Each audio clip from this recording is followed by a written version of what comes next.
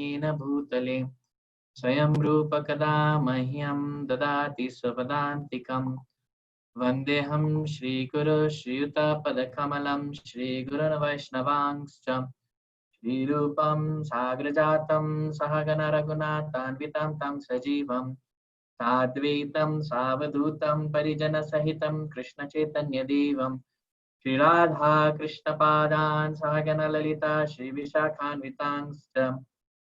हे कृष्णा करुणा सिन्धो दीनबन्धो जगत्पते गोपेश गोपिका कान्त राधाकान्त नमोस्तुते। तप्त काञ्चन गौरांगी राधे वृन्दावनेश्वरी वृषभानुसुते देवी प्रणमामि हरिप्रिये। वाञ्छकल्पतरुभ्यश्च कृपा सिन्धुभ्य एव च पतितानां पावनेभ्यो वैष्णवेभ्यो नमो नमः। जय श्री कृष्ण चैतन्य प्रभु नित्यानंद श्री अद्वैत गदाधर शिवासादि गौर भक्तवृंद। हरे कृष्णा कृष्ण कृष्ण हरे हरे हरे राम राम राम हरे हरे। नारायण नमस्कृत्य नरं चैव नरोत्तमं देवीं सरस्वतीं व्यासं ततो जयमुदीरयेत्। नष्टप्रायेषु भद्रेषु नित्यं भागवत सेवया भगवतीरुत्तम श्लोके भक्तिर्भवति नैष्टिकी। ओम नमो भगवते वासुदेवाय ओम नमो भगवते वासुदेवाय ओम नमो भगवते वासुदेवाय। हरे कृष्णा। तो सभी भक्तों को आज के प्रसंग में स्वागत है। हम लोग अजामिल का उद्धार देख रहे हैं, छठा स्कंद से श्रीमद् भागवत में से। और कल हम लोग ने ये देखा था कि परीक्षित महाराज नरक का वर्णन सुनने के बाद अत्यंत दयालु और करुणामयी हो गए और सुखदेव गोस्वामी को ये प्रश्न पूछे कि कैसे जीव है वो नरक जाने में से बच जाए। तो सुखदेव गोस्वामी उत्तर में दो उपाय दिए थे। एक था कर्मकांड का उपाय, पाप करिए तो उसके बदले में फिर प्रायश्चित करना पड़ता है, और ज्ञान मार्ग का उपाय भी दिया था सुखदेव गोस्वामी ने कि पाप का जड़ जो है वो है अविद्या, और अविद्या को काटने के लिए ज्ञान की प्राप्ति करनी चाहिए। तो हम लोग ने देखा था, तो परीक्षित महाराज दोनों उपाय से खुश नहीं थे, इसलिए अब सुखदेव गोस्वामी सर्वोच्च उपाय बता रहे हैं कि कैसे हम नरक में प्रवेश करने से बच सकते हैं। तो ये बहुत ही सुंदर श्लोक है भागवत गीता का, और श्रीमद् भागवतम का। और सुखदेव गोस्वामी यहाँ पे ये दे रहे हैं सारे उपाय देने के बाद, कर्म का उपाय दिया, ज्ञान का उपाय दिया, तो अभी वो दे रहे हैं ये भक्ति का उपाय। भक्ति का जो उपाय है वो सर्वोच्च उपाय है। सुखदेव गोस्वामी कहते हैं, केचित् केवलया भक्त्या वासुदेव परायणा अघं धुन्वन्ति कात्स्न्येन निहारम् इह भास्करम्। जो लोग भक्ति का मार्ग अपनाते हैं वो ही पाप का जड़, बीज, सब कुछ उखाड़ सकते हैं, और ऐसे उखाड़ सकते हैं कि कोई आशा ही नहीं रहती है वो वापस आने का। और ये कैसे करते हैं? सिर्फ भक्ति मार्ग को अपनाने से। जैसे उदाहरण दे रहे हैं सुखदेव गोस्वामी, बहुत सुंदर उदाहरण दे रहे हैं। जैसे जब सूर्य का धूप निकलता है तो कुआरा जो है, फॉग, वो चला जाता है तुरंत। अभी सूर्य उदय हुआ और सूर्य उदय में ही कुआरा भाग जाता है, रहता नहीं है। तो वैसे ही जैसे थोड़ा भी भक्ति कोई कर ले तो वो भक्ति में इतनी शक्ति है कि सारे पापों को नाश कर सकता है। और जब कुआरा चला जाता है आकाश में से, तो ऐसा तो नहीं है कि वापस आएगा। दो मार्ग जो सुखदेव गोस्वामी ने दिए थे, कर्म का और ज्ञान का। कर्म का मार्ग में ये था कि जो वृत्ति है पाप करने की वो चली नहीं जाती है। हम पाप करते हैं, फिर प्रायश्चित करते हैं, फिर पाप करते हैं, फिर प्रायश्चित करते हैं, और ऐसा चलता ही रहता है। और जब ज्ञान का बताया तो ज्ञान में कहा कि जैसे बांस का जो पूरा जंगल है वो जल जाता है, तो अवसर होने पर, जैसे बारिश का होता है या कुछ सुविधा वातावरण जो है वो एकदम अनुकूल हो जाता है, तो बांस फिर से उगेगा। लेकिन भक्ति का जो मार्ग है वो ऐसा मार्ग है कि कोई आशा नहीं रहती है पाप वापस आने का या पाप की वृत्ति वापस आने की। इसलिए यहाँ पे सुखदेव गोस्वामी कह रहे भक्ति का मार्ग जो है वो अपनाना चाहिए। जैसे सूर्य निकलता है आकाश में और कुआरा नहीं रहता है, वैसे ही जब भक्ति उदय होती है हृदय में तो पाप की पूरी वृत्ति चली जाती है। और शिला प्रभुपाद समझाते हैं, रूपक गोस्वामी भी समझाते हैं भक्ति रसामृत सिंधु में कि पाप के अलग अलग प्रकार के भाग हैं। पाप का एक बीज होता है, जब तक वो बीज नहीं निकलता है तब तक हम पाप करने ही वाले हैं। तो भक्ति अपनाने से क्या होता है, वो पाप का बीज भी चला जाता है। इसलिए कहते हैं केचित केवल या भक्त्या, कुछ लोग भक्ति का मार्ग अपनाते हैं। भक्ति का मार्ग अपनाना जनसंख्या के लिए नहीं है, कुछ ही लोग अपना पाते हैं। इसलिए भागवत गीता में भी शिव भगवान कृष्ण कहते हैं मनुष्याणाम सहस्रेषु कश्चित् यतति सिद्धे यततामपि सिद्धानाम कश्चित् माम वेति तत्वता। जितने भी हजारों संख्या है मनुष्यों की, उसमें से कोई ही लोग सिद्धि प्राप्त करने के लिए प्रयास करेंगे, और जितने लोग में से सिद्धि प्राप्त कर ली है उसमें से कुछ ही लोग हैं जो मुझे समझ पाते हैं। तो वैसे ही यहाँ पे केचित, केचित का मतलब है कि कुछ ही लोग ये शुद्ध भक्ति का मार्ग अपना सकते हैं। और ये लोग कौन से हैं? वासुदेव परायणा। वो लोग भक्ति इसलिए नहीं कर रहे हैं पाप को काटने के लिए, नहीं, भक्ति का मार्ग पाप को काटने के लिए नहीं है। पाप कट जाता है, वो ऐसे ही हो जाता है, वो गौण फल है भक्ति का, मुख्य फल नहीं है। तो इसलिए ये वासुदेव परायणा जो भक्त लोग होते हैं, शुद्ध भक्त लोग होते हैं, वो भक्ति करते हैं इसलिए नहीं कि पाप का जो परिणाम है वो कट जाए या पाप का जो हमको दुख मिलने वाला है तो वो कट जाए, नहीं। वो क्यों भक्ति का मार्ग अपनाते हैं? कृष्ण प्रेम के लिए, कृष्ण प्रेम के लिए। जैसे जैसे हम आगे बढ़ते हैं भक्ति में, वैसे ही हमारा जो इच्छा होती है भौतिक जगत में, इस इंद्रिय तृप्ति की इच्छा, वो कम हो जाती है और कुछ नहीं करना पड़ता है। इसलिए भक्ति का मार्ग सर्वोच्च है, क्योंकि यहाँ पे प्रयासित भक्ति के अंदर ही हो जाता है, भक्ति के मार्ग के अंदर ही हो जाता है, कुछ बाह्य प्रयास नहीं करना पड़ता है। और ये सब हम लोग ने अनुभव किया है निजी जीवन में।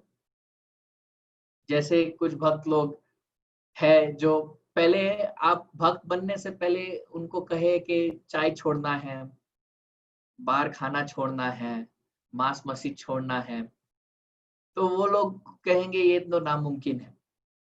एक उदाहरण है कि शिला प्रभुपाद के गुरु भाई, वो गए थे पाश्चात्य जगत में प्रचार करने के लिए।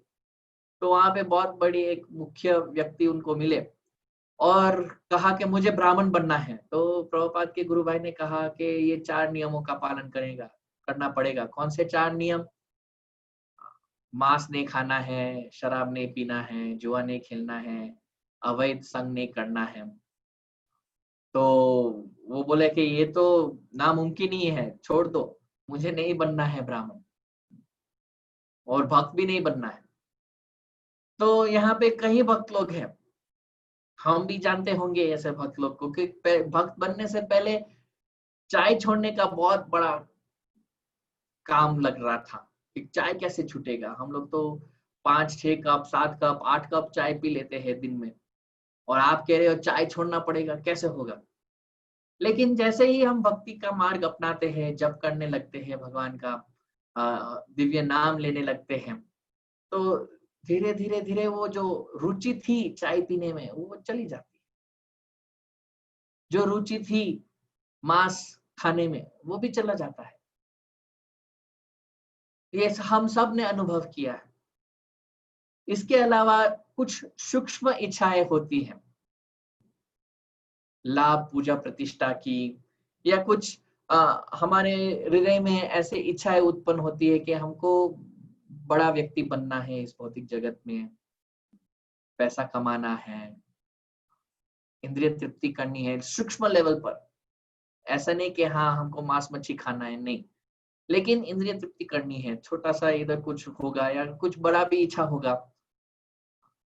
तो अगर हम श्रवण कीर्तन के लिए आसक्ति बढ़ाते हैं तो ये भी इच्छाएं सारी हमारे हृदय में से निकल जाएगी। यहाँ पे कहते हैं अघम धुन्वंती कार्त्स्नेना, सारे पाप जड़ से पूरी तरह नष्ट हो जाते हैं, धुन्वंती नष्ट हो जाते हैं, क्योंकि भगवान का नाम इतना शक्तिशाली है कि अगर एक बार भी एक नाम भी हम ले तो उसमें इतनी शक्ति है भगवान के नाम में कि जितना पाप हम कर भी नहीं सकते हैं उतना पाप को नष्ट कर देते हैं।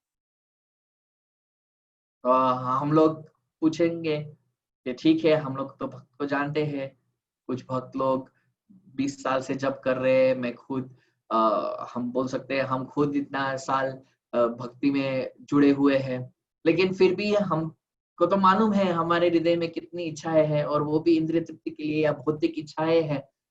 तो यहाँ पे सुखदेव गोस्वामी कह रहे हैं कि तुरंत निकल जाएगा, जैसे सूर्य का उदय होता है, कुआरा चला जाता है, तो वैसे भी ये इच्छा तुरंत निकल नहीं जानी चाहिए। तो ये क्यों नहीं हो रहा है? इतना साल बाद हम लोग भक्ति कर रहे हैं या भक्त को देख रहे हैं हमारे सामने, फिर भी ये क्यों ऐसा नहीं हो रहा है? तो ये क्या गलत कह रहे हैं सुखदेव गोस्वामी? ठीक है, अगर गलत नहीं कह रहे तो भक्ति का मार्ग गलत है, सर्वोच्च मार्ग नहीं है।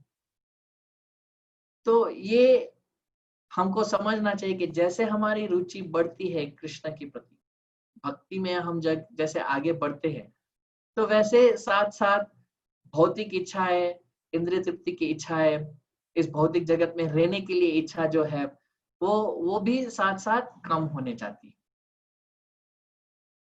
जैसे भगवान कृष्ण भागवत गीता में समझाते हैं कि जीवात्मा के लिए ना जायते म्रियते वा कदाचिन नायम भूत्वा भविता वा ना भूया। जीवात्मा जो है जन्म नहीं होता है, मृत्यु नहीं होता है। कैसा कभी भी ऐसा टाइम नहीं आया था, न त्वेवाहम जातु नासम न त्वम नेमि जनाधिपा न चैव न भविष्यामः सर्वे वयम् अतः परम।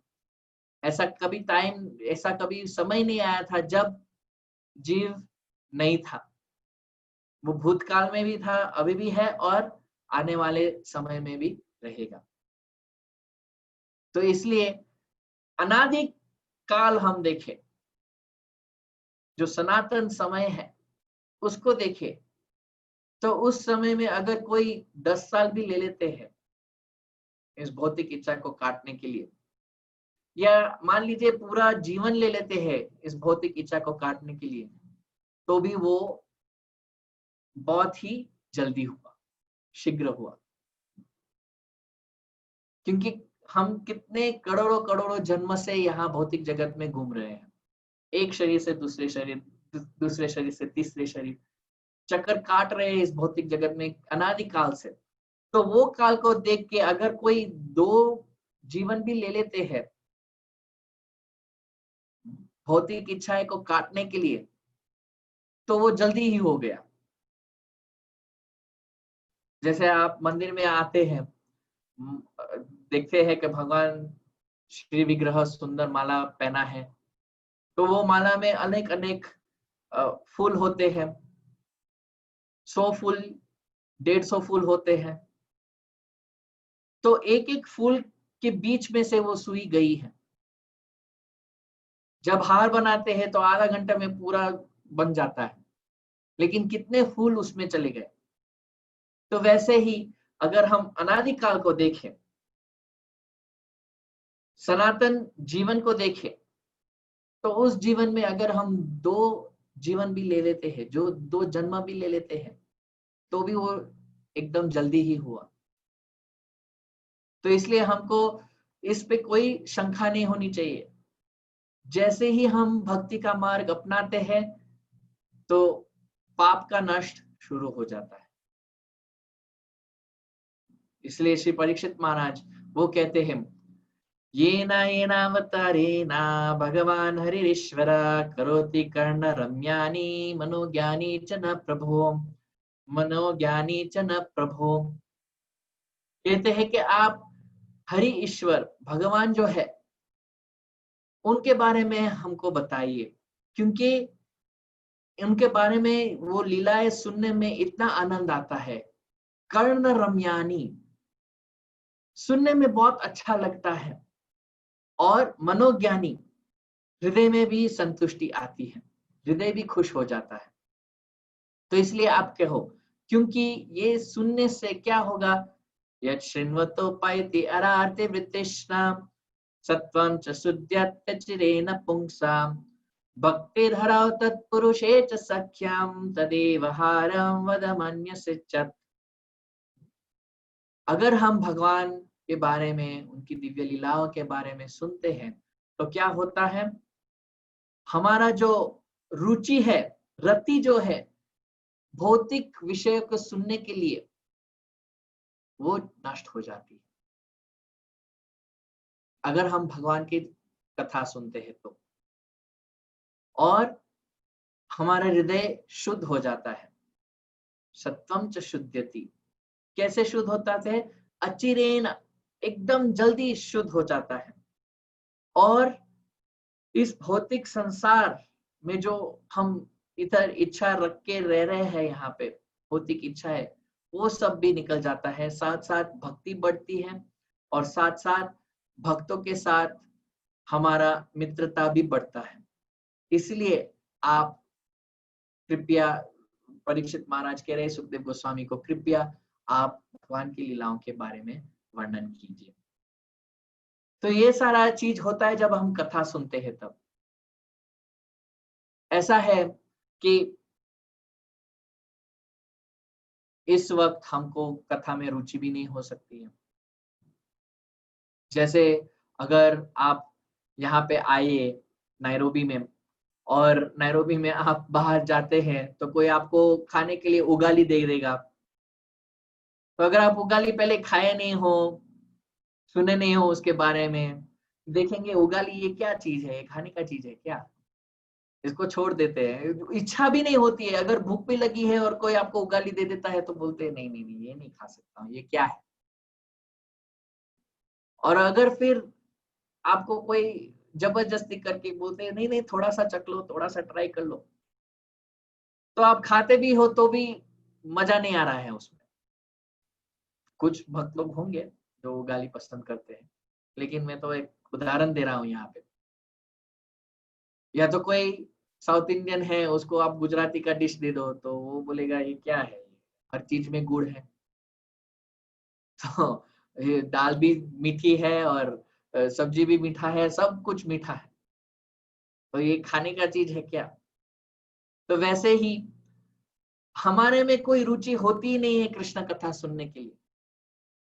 और अगर जबरदस्ती हम बैठ भी जाए, तो जब सुन रहे हैं, जब श्रवण कर रहे हैं, तब भी कोई मजा नहीं आती है। ये क्या है ये, इधर प्रभु जी कह रहे हैं प्रायश्चित के बारे में और नरक के बारे में, और ये सब क्यों सुनने का। लेकिन अगर हम भगवान की दिव्य लीलाओं के बारे में श्रवण करते हैं, तो ये 2 चीज निकल जाएगी।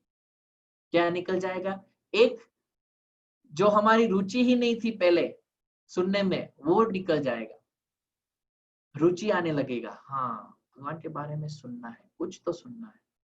और दूसरा, जैसे परीक्षित महाराज ने कहा, दूसरा क्या होगा, रुचि बढ़ेगी। जब हम श्रवण कर रहे हैं तब भी रुचि बढ़ेगी कि हाँ और सुनना चाहता हूं। तो ये 2 चीज होता है। इसलिए भक्ति का मार्ग सर्वोच्च मार्ग है। सबको अपनाना चाहिए, क्योंकि ये अपनाएंगे तो पूरी तरह शुद्ध हो जाएंगे। दूसरे जो मार्ग कल हम चर्चा किए थे, सुखदेव गोस्वामी जो जैसे बताए उपाय, वो दूसरे मार्ग में पूरी तरह से हम शुद्ध नहीं बन सकते, लेकिन भक्ति अगर हम अपनाते हैं तो पूरी तरह शुद्ध हो जाते हैं। जैसे थोड़ा सा भी करते हैं, नेहा विक्रम नाशोस्ति प्रत्यवायन विद्यते स्वल्पमप्यस्य धर्मस्य त्रायते महतो भयात्। भगवान श्री कृष्ण स्वयं भागवत गीता में कहते हैं, जो भी थोड़ा सा भी हम करते हैं भक्ति में, वो भक्ति का मार्ग इतना शक्तिशाली है कि हमको बड़े से बड़े खतरों से बचा सकता है। और मनुष्य जीवन में सबसे बड़ा खतरा ये है निम्न योनि में प्रवेश करना या तो नरक में जाना। तो अगर कोई भक्ति करता है तो थोड़ा सा भी करेगा, ये हो जाएगा साथ में। लेकिन जो वासुदेव परायण है, वो भक्ति इसलिए नहीं करते हैं, भक्ति इसलिए नहीं करते हैं कि पाप का नाश हो जाए, नहीं, वो इसलिए करते हैं भगवान की प्रशंसा। सवाई पुंसा मनोधर्म यतो भक्तिर अदोक्षजे अहातु की अप्रतिहाता यत्मा सुप्रसिद्धि। परधर्म जो है वो है कि भगवान की सेवा, और अगर हम भगवान की सेवा करते हैं, भक्ति करते हैं, तो पूरी तरह हम संतुष्ट हो जाएंगे। तो ये भक्ति का मार्ग का इतना सारा महिमा है। शुद्धता, पाप का नाश, वो तो अपने आप हो जाता है, उसके लिए कुछ और नहीं करना पड़ता है। कभी कभी भक्त लोग ये समझते हैं कि हाँ ठीक है, हम भक्ति तो कर रहे हैं, लेकिन प्रायश्चित भी करना चाहिए साथ में, या ये व्रत करना चाहिए, या तो वो करना चाहिए साथ में। नहीं, अगर हम भक्ति करते तो भक्ति पर्याप्त है, अपने आप में ही सब कुछ मिल जाएगा। वेदेषु यज्ञेषु तपासु चैव धनेषु यत् पुण्य फलम प्रतिष्ठम अत्यति तत्सर्वमिदं विदित्वा योगी परम स्थानम उपैति चद्यम। वेद पढ़ने से जो फल मिलता है, दान करने में से जो फल मिलता है, तप करने से फल मिलता है, यज्ञ करने से फल मिलता है, ये सारा फल भक्ति के मार्ग में है। अगर हम भक्ति का मार्ग अपनाते हैं तो सारा फल हमको मिल जाता है, और कुछ नहीं करना पड़ता है अलग से। तो यहाँ पे इसलिए सुखदेव गोस्वामी ने ये उपाय बताया, सर्वोच्च उपाय बताया कि नरक से बचना है, भक्ति का मार्ग अपनाओ। तो जैसे मैंने कल कहा था, इस सभा में बहुत बहुत बड़े बड़े मुनि लोग भी थे, ऋषि लोग भी थे, शिष्य के साथ सब थे। तो वो लोग के मन में ये प्रश्न भी उठा, ठीक है आप भक्ति का मार्ग बता रहे हो, सर्वोच्च मार्ग है, तो ये दूसरे मार्ग क्यों लिखे हैं वेद में? वेद में लिखे हैं इसलिए, कुछ काम के है इसलिए। अगर आप ये कह रहे हो कि भक्ति का मार्ग ही सर्वोच्च है, तो ये दूसरे मार्ग क्यों लिखे? ये प्रश्न पूछ रहे हैं मुनि लोग कि ये मार्ग क्या काम नहीं करेंगे, तो वेद में क्यों लिखे हैं? तो इसलिए सुखदेव गोस्वामी आगे जाके कहते हैं, ना तथा यगवान राजन पुएत तप आदि भी यथा कृष्णार्पित प्राणस तत्पुरुष निषेवया।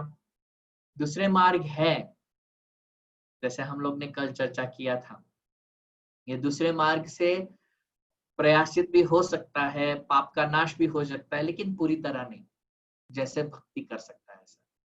कृष्णार्पित प्राणा, जो लोग खुद का प्राण, खुद का जीवन भगवान कृष्ण को अर्पित कर दिए हैं, वो लोग ही पूरी तरह पाप से मुक्त हो सकते हैं। और कैसे हम कृष्णार्पिता बन सकते हैं, हम कैसे हमारा जीवन भगवान कृष्ण को अर्पण कर सकते हैं? तत्पुरुष निषेवया। सुखदेव गोस्वामी कह रहे, भगवान के भक्तों की सेवा करने से हम कृष्णार्पिता बन सकते हैं, कृष्णार्पिता प्राण बन सकते हैं, हमारा जीवन हम भगवान कृष्ण को अर्पण कर सकते हैं। नरोत्तम दास ठाकुर गाते हैं, छाड़िया वैष्णव सेवा निष्ठारा पाए चे केवा। अगर हम वैष्णवों की सेवा छोड़ देते हैं, नहीं करते हैं, तो हम यहाँ से कैसे निकल पाएंगे? इस भौतिक जगत में से कैसे मुक्ति हमको प्राप्त होगी। तो इसलिए अगर हमको भक्ति में आगे बढ़ना है तो भक्तों की सेवा करनी ही पड़ेगी। ऐसा नहीं है कुछ संस्थाएं या कुछ मार्ग ऐसे कहते हैं कि बस हम और भगवान, हम और कृष्णा बस, और कोई नहीं है। नहीं, यहाँ पे भक्ति मार्ग में कृष्ण तो है ही है, लेकिन साथ साथ उनके भक्त भी है। भक्ति का मार्ग ऐसे बहुत ही सरल है, लेकिन अकेले कृष्ण नहीं है, साथ में भक्त लोग भी है। अगर किसी को कृष्ण का कृपा भी मिल गया, मान लीजिए किसी को भगवान की कृपा मिल गई, तो भगवान क्या करेंगे? भक्तों की सेवा में उसको लगाएंगे। अगर मुक्ति भी मिल जाती है भगवान कृष्ण के हाथ से, तो भगवान क्या कहेंगे? मेरी भक्तों की सेवा करो।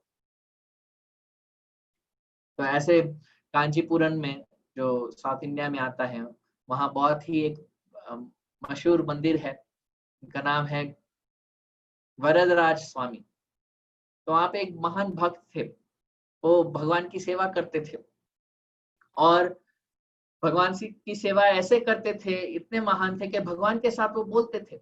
जो अर्च विग्रह था वरदराज स्वामी का, जो उधर डीटी था, उनके साथ वो बात करते थे। रात को जब वो पंखा लगाते थे भगवान को सोने के लिए, तब उनके साथ बात करते थे। तो सब लोग ये जानते थे कि ये इतने महान भक्त है, भगवान के साक्षात उनसे बात कर रहे हैं ये।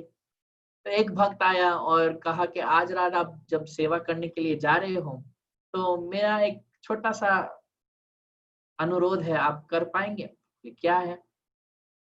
तो बोले कि आप पूछेंगे भगवान को, मैं कब जाऊंगा भगवत धाम, मेरा प्रवेश कब होगा भगवत धाम में।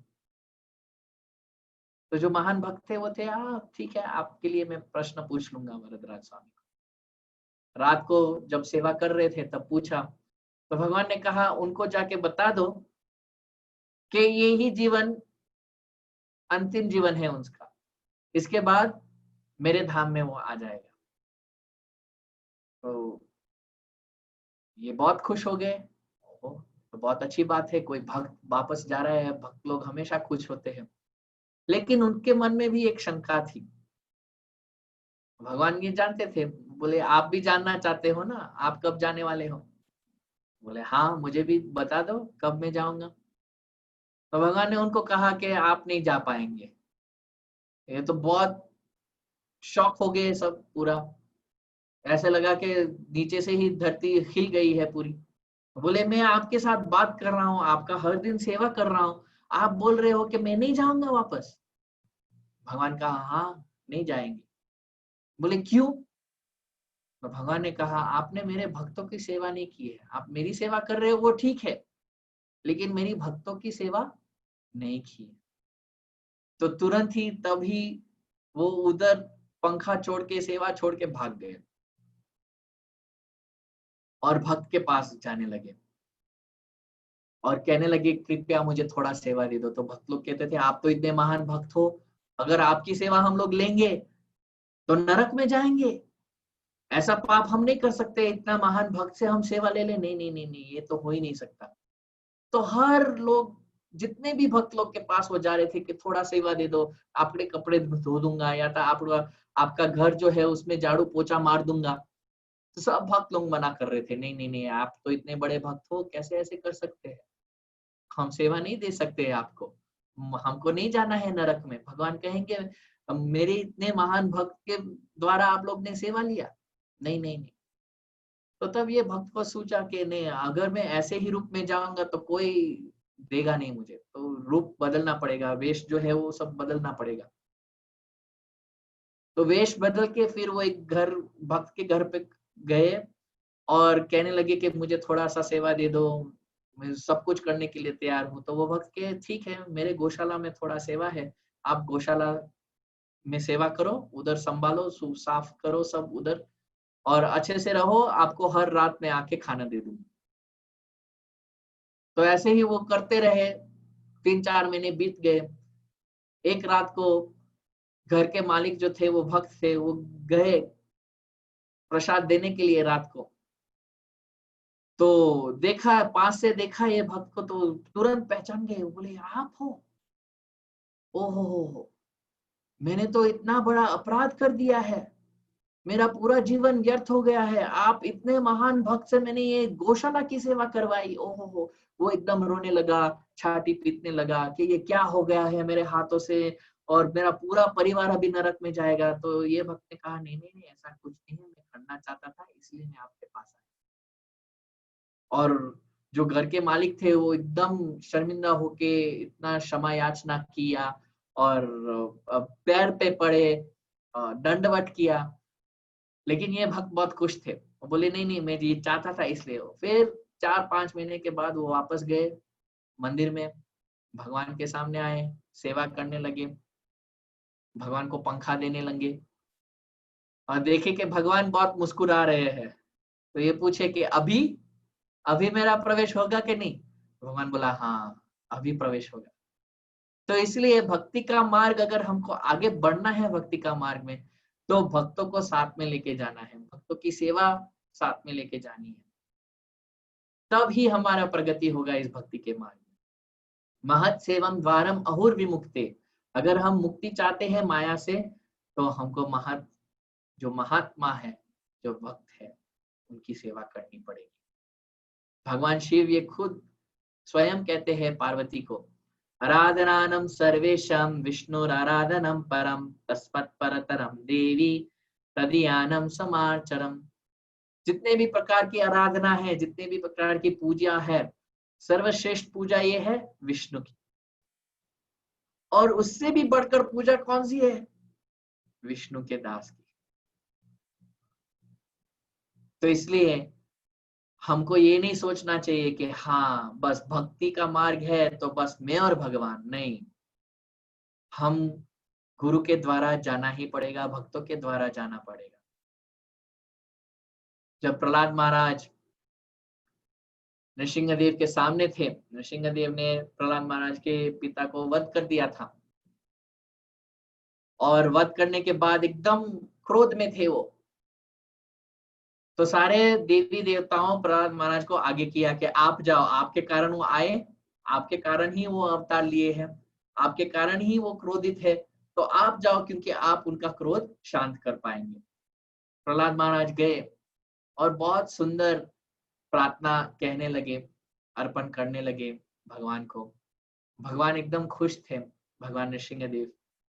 और फिर नृसिंहदेव ने कहा प्रहलाद महाराज को कि मेरे से कोई वरदान मांगो। तो प्रहलाद महाराज क्या मांगे?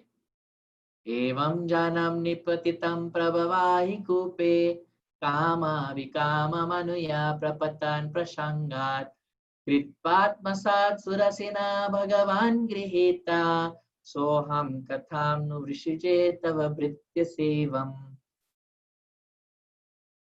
हे भगवान, प्रहलाद महाराज कह रहे हैं, मैं इस भौतिक जगत में सड़ रहा था, एक के बाद अंधकूप में था मैं। अंधकूप का मतलब है बहुत बड़ा कुआं, जो अंधेरा है कुआं में, मैं उसमें था, और मेरा कोई उद्धार करने वाला कोई नहीं था। लेकिन नारद मुनि आए और मुझे शिष्य के रूप में उन्होंने स्वीकार दिया, और मुझे ये शिक्षा दी कि मैं आपके पास कैसे आ सकता हूं, आपका दर्शन मुझे कैसे होगा, वो नारद मुनि ने मुझे सिखाया। तो इसलिए मेरा पहला फर्ज बनता है नारद मुनि की सेवा। उनको छोड़ के मैं कहाँ जाऊंगा, उनकी सेवा छोड़ के मैं कहाँ जाऊंगा। तो प्रहलाद महाराज नृसिंहदेव सामने बैठे हैं, बोल रहे हैं वरदान मांगो, वरदान मांगो। प्रहलाद महाराज ने क्या वरदान मांगा? आपकी भक्तों की सेवा मुझे दीजिए, नारद मुनि जो मेरे गुरु हैं उनकी सेवा मुझे दीजिए। तो इसलिए भक्तों का कृपा बहुत ही जरूरी है इस भक्ति के मार्ग में। महाराज प्रचिना परिषद, उनका वर्णन आता है, वो ध्रुव महाराज के वंश में ही आते हैं। उनके पुत्र थे प्रचेता, तो आदेश दिया गया था वो पुत्रों को कि आप जाइए थोड़ा तपस्या कीजिए, और तपस्या के बाद आपको इस भौतिक जगत में जनसंख्या जो है उसको बढ़ाना है, ये आपका कर्तव्य है। तो वो जा रहे थे तप करने के लिए। बीच में टकरा गए भगवान शिव से। भगवान शिव ने पूछा आप लोग कहाँ जा रहे हो? बोले हम तपस्या करने जा रहे हैं। तो भगवान शिव एकदम करुणामय होके प्रचेता को शिक्षा दिया कि कैसे वो भगवान का दर्शन कर सकते, साक्षात भगवान का दर्शन कर सकते। तो इसलिए वो प्रचेता भगवान का दर्शन कर पाए क्योंकि शिव जी की कृपा थी। इसलिए भक्तों की सेवा, अगर हम भक्ति में आना चाहते हैं तो भक्तों की सेवा चाहिए।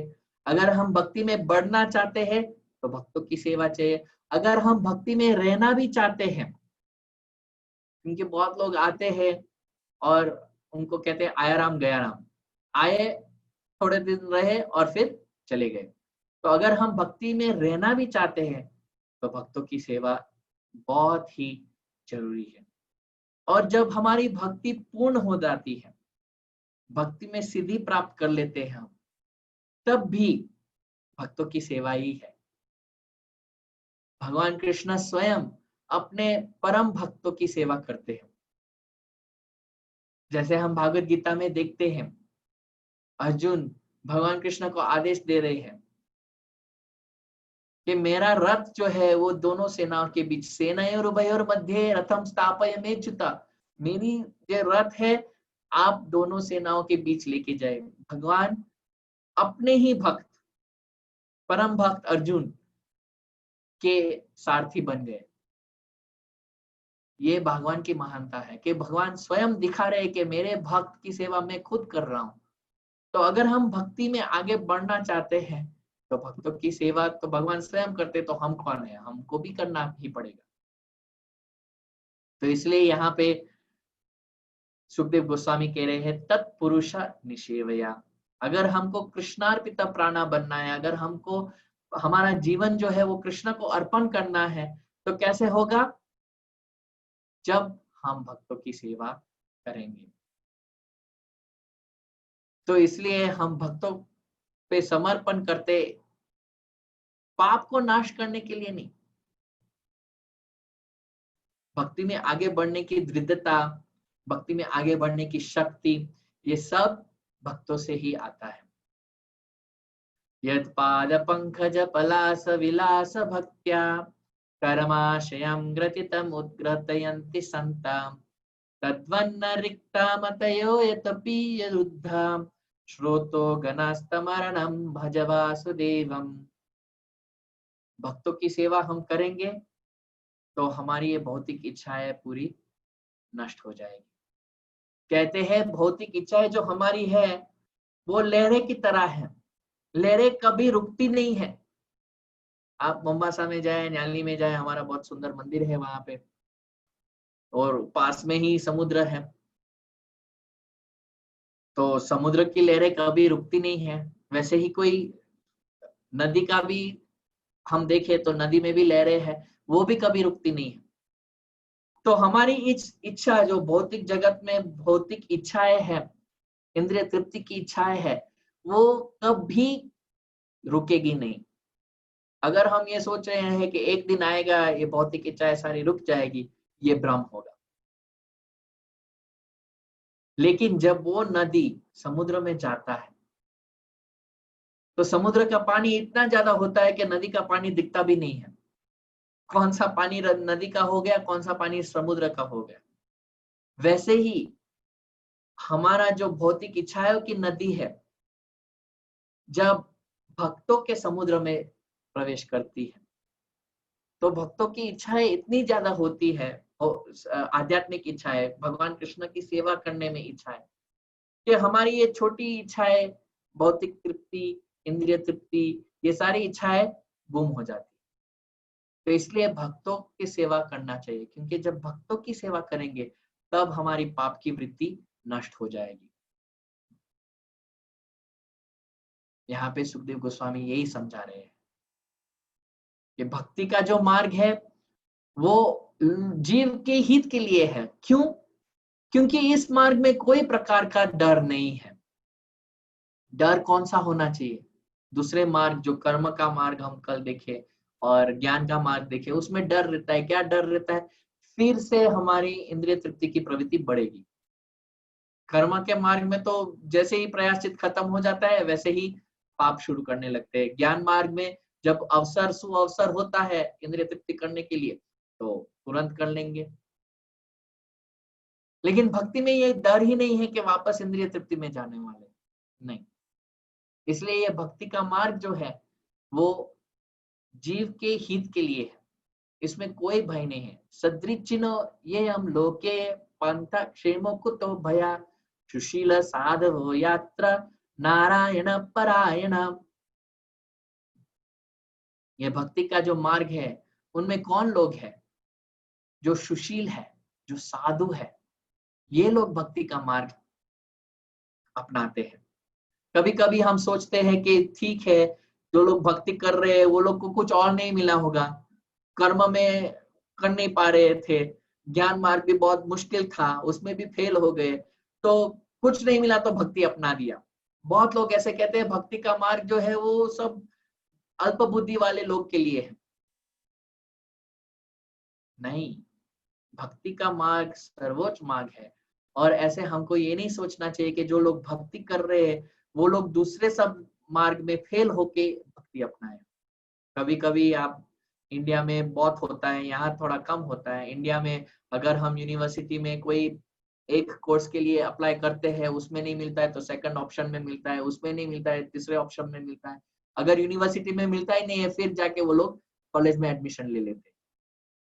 तो लोग बहुत लोग सोचते हैं कि भक्ति का मार्ग ये है, वो तो क्या है भक्ति का मार्ग? श्रवण कीर्तन, सिर्फ शास्त्र को सुनना है, भगवान की लीलाओं सुनना है और जप करना है, ये तो बहुत सरल है। और ये जो लोग दूसरा सब मार्ग, कठिन कठिन मार्ग एकदम है, घोर तपस्या वाले मार्ग जो है, वो उसको नहीं अपनाए इसलिए भक्ति को अपना दिया, नहीं, ऐसा नहीं है। जब महाराज युधिष्ठिर के सभा में नवयोगेंद्र आए थे तो वो लोग कहते हैं यानाष्टय नरो राजन न प्रमाद्येत कर्हिचित् भवान् निमील्य नेत्रे न स्खलेन न पतेत् इहा।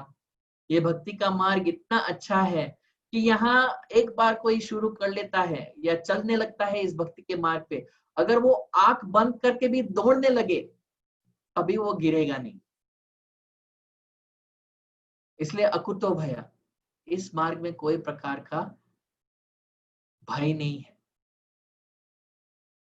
आंख बंद करके भी हम दौड़ सकते हैं और कभी भी कुछ भी नहीं होगा।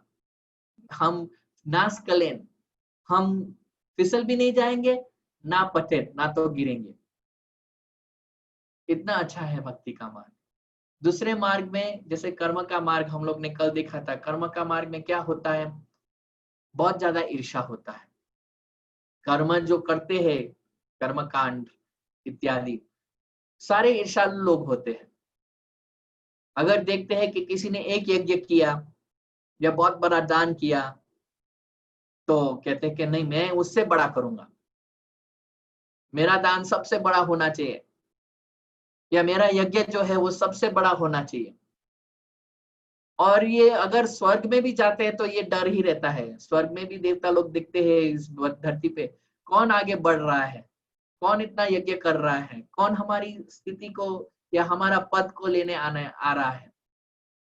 और इस डर के मारे वो लोग फिर भेजते हैं अप्सरा को और इत्यादि अन्य उपाय, घोड़ा चोरी कर लेते हैं राजाओं की, क्योंकि वो डरते हैं कि हमारा पद ना चला जाए। तो कर्मकांड में ये है, अगर आपको बताया कि आपको इस जगह जाना है लेकिन अगर आप उधर जाएंगे वो रास्ते पे सारे चोर ही लोग हैं, आप जाएंगे?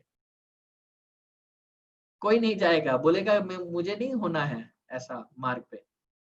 तो वैसे ही कर्म कांड का जो मार्ग है वो सब ईर्ष्यालु लोग करते हैं उधर, और उसमें यही होता है, ईर्ष्या बहुत ज्यादा होता है कि मेरा प्रगति होनी चाहिए, दूसरे का सब पीछे रह जाए वो ठीक है, लेकिन मैं सबसे आगे होना चाहूँ। और ज्ञान में तो कोई सहायता मिलती नहीं है। अगर आपको बताएं कि आपको एक जगह पे रहना है लेकिन वहां पे बहुत सारे लोग होंगे, कोई आपसे बात नहीं कर पाएगा, कोई आपसे बात करना चाहेगा ही नहीं। आप बोलेंगे उसमें रहने के लिए क्या फायदा। अगर आपको कोई मदद भी चाहिए तो कोई करेगा भी नहीं, तो इसलिए ज्ञान का मार्ग भी अच्छा नहीं है। लेकिन भक्ति में भक्त लोग वो तो खुश होते हैं, जब दूसरा भक्त आगे बढ़ता है भक्ति में तो भक्त लोग बहुत खुश होते हैं, वाह वाह करते हैं कि ये भक्त को देखो इतनी भक्ति में इतने आगे बढ़े, बहुत अच्छा है, मैं भी बढ़ना चाहूंगा इनके पद चिन्ह में। और भक्त लोग सहायता करने के लिए भी हमेशा तैयारी रहते हैं, एक दूसरे को याद दिलाते हैं भगवान का। माता मच्चिता मद्गता प्राणा बोधयन्त परस्परम कथायन्तश्च मां नित्यं तुष्यन्ति च रमन्ति च। भक्त लोग एक दूसरे को भगवान की कथा कहते हैं और ऐसे संतुष्ट रहते हैं, खुश रहते हैं। तो इसलिए भक्ति का मार्ग सर्वोच्च मार्ग है। और अगर हम भक्ति का मार्ग नहीं अपनाते हैं तो पूरी तरह शुद्ध नहीं होते हैं। सुखदेव गोस्वामी उदाहरण देते हैं कि जैसे एक शराब का गमला होता है, वो कितना भी आप नदी में जाके धो लो, लेकिन वो शराब का गमला जो है आप किसी और चीज में उपयोग नहीं कर सकते, क्योंकि वो शराब का जो वास होता है वो उसमें ही रहेगा, जितना भी आप धो लो उतना। तो वैसे ही अगर हम भक्ति का मार्ग नहीं अपनाते तो ये पाप की वृत्ति जो है, पाप के जो परिणाम है वो कभी नहीं जाएंगे।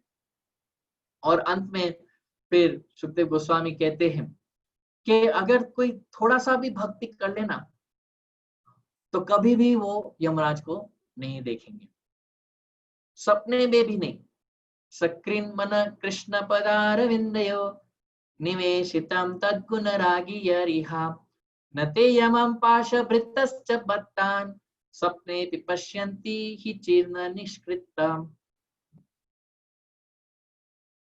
हम भगवान को पूरी तरह जान भी नहीं पा रहे हैं, लेकिन अगर हम भक्ति का मार्ग शुरू कर लेते हैं और भगवान की कुछ चीजें हमको बहुत अच्छी लगती हैं, उनका नाम, उनका रूप, उनके गुणों, उनकी लीलाएं, तो पाप का तो हमको कभी सोचना ही नहीं पड़ेगा, पाप के परिणाम का भी सोचना नहीं पड़ेगा।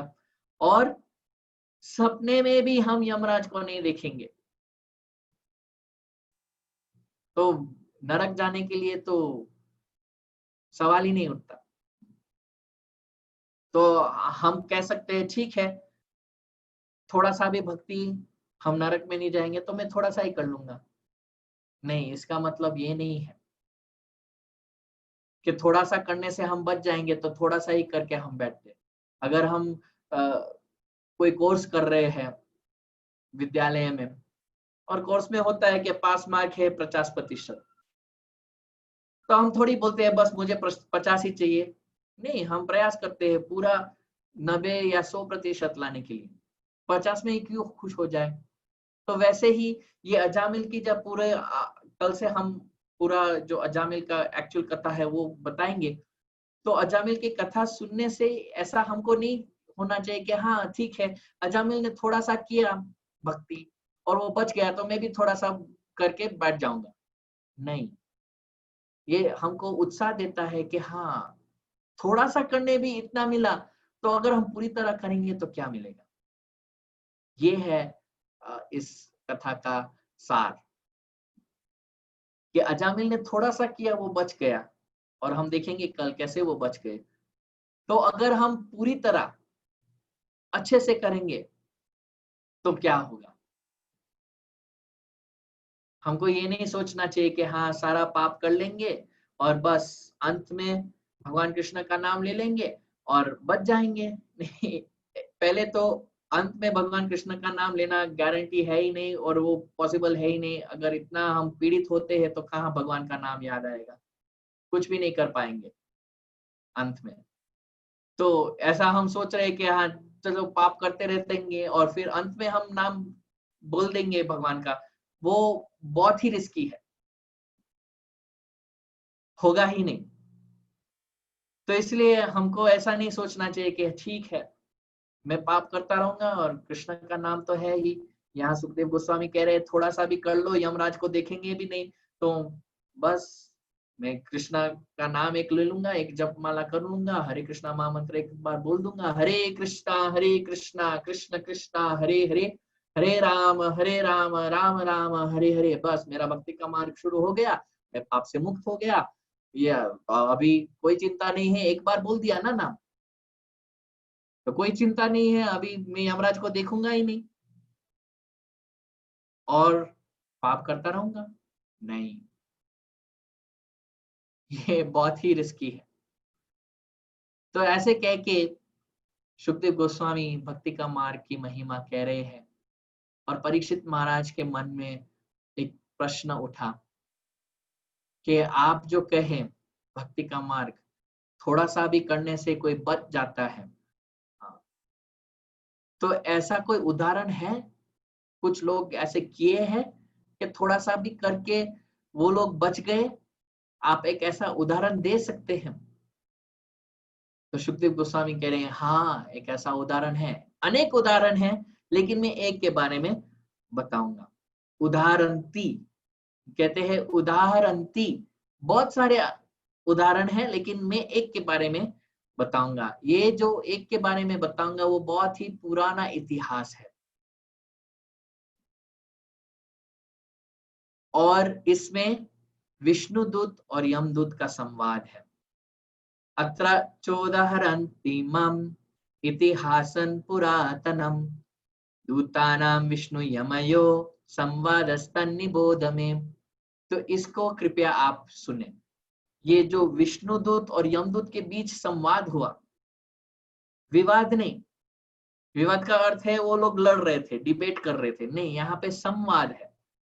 यहाँ पे सच क्या है वो जानने के लिए वो लोग बात कर रहे थे, और ये बहुत ही पुरानी इतिहास है, पुराण में से आया है। और सुखदेव गोस्वामी कहते हैं कि ये मैंने स्वयं इस भागवतम में परपट में तात्पर्य में नहीं लिखा है शिला प्रभुपाद के, लेकिन आगे जाके अंत में चौथा अध्याय में प्रभुपाद लिखते हैं वहां पे।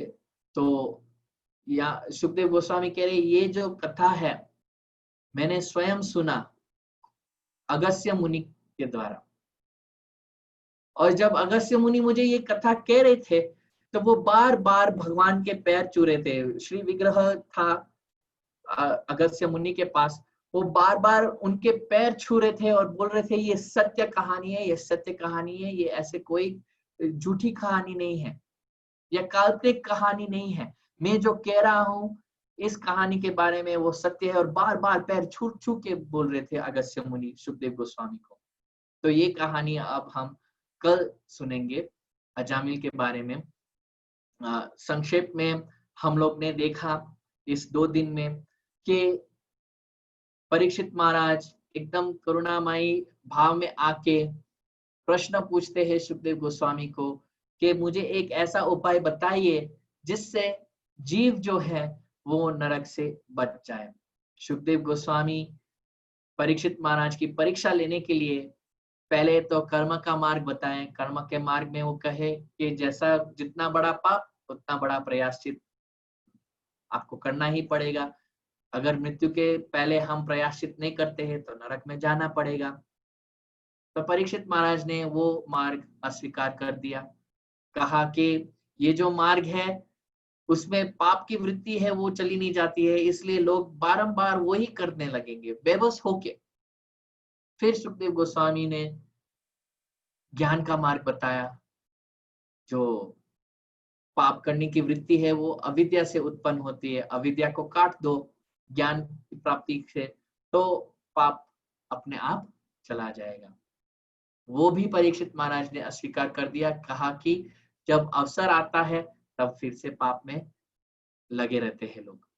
और आज की कथा में हम लोग ने ये वर्णन किया, ये दिखा कि भक्ति का मार्ग जो है वो सर्वोच्च मार्ग है और सर्वोच्च उपाय है वो, क्योंकि भक्ति ही एक मार्ग है जिसमें पूरी तरह पाप का नाश हो जाता है और संभावना ही नहीं रहता है पाप की वृत्ति करने में। इसमें टाइम लगता है। हमको कभी भी ये भ्रम में नहीं होना चाहिए कि ठीक है आज हमने माला उठाया, हरि नाम का जप करने लगे तो कल से हम शुद्ध बन गए। नहीं, लेकिन बहुत जल्दी होता है। ये जो शुद्धता आने में बहुत जल्दी आ जाती है। जल्दी कैसे?